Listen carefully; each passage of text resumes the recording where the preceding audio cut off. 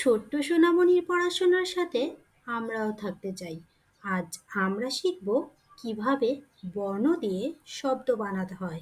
আজ আমরা 4টা বর্ণ দিয়ে অনেকগুলো শব্দ তৈরি করব। চলো বন্ধুরা, শিখে নেই কিভাবে বর্ণ দিয়ে শব্দ বানাতে হয়। কতে কুকুর, কলা, কুমির, কাকাতুয়া, কমলালেবু, কাঠবিড়ালি, কবুতর, কাঁঠাল, কোরাল। ক দিয়ে তাহলে আমরা কতটা শব্দ বানাতে শিখলাম বন্ধুরা, বলো তো? একটা ক দিয়ে আমরা 9টা শব্দ তৈরি করতে পেরেছি। তোমাদেরকে আমি আবারও শিখিয়ে দিচ্ছি, তোমরা কিন্তু ভুলে যেও না।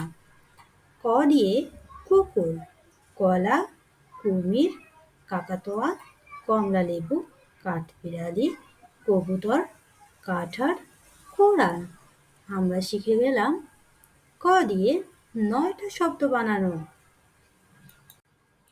এবার আমরা খ দিয়ে শব্দ বানাবো। চলো দেখে নিই খ দিয়ে আমরা কয়টা শব্দ বানাতে পারি।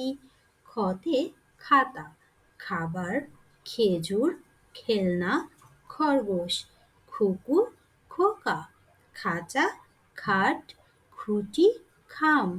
বলো তো বন্ধুরা, খ দিয়ে আমরা কয়টা শব্দ শিখে গেলাম? খ দিয়ে আমরা মোট 11টি শব্দ শিখলাম। চলো আমরা আবারও এটা শিখি। খতে খাতা, খাবার, খেজুর, খেলনা, খরগোশ, খুকু, খোকা, খাঁচা, খাট, খুঁটি, খাম। এবার আমরা গ দিয়ে শব্দ বানাবো। চলো দেখে নেই আমরা কতটা শব্দ বানাতে পারি। গতে গরু, গাছ, গহনা, গাধা, গরুর গাড়ি, গোলাপ, গৃহ, গরিলা। ঘ দিয়ে আমরা শিখে গেলাম 8টা শব্দ বানানো। চলো বন্ধুরা, আমরা আবার গ দিয়ে শব্দগুলো শিখে নেই। গতে গরু, গাছ, গহনা, গাধা, গরুর গাড়ি, গোলাপ, গৃহ, গরিলা। বন্ধুরা, এবার আমরা শিখব ঘ দিয়ে শব্দ বানানো। চলো শিখে নেই।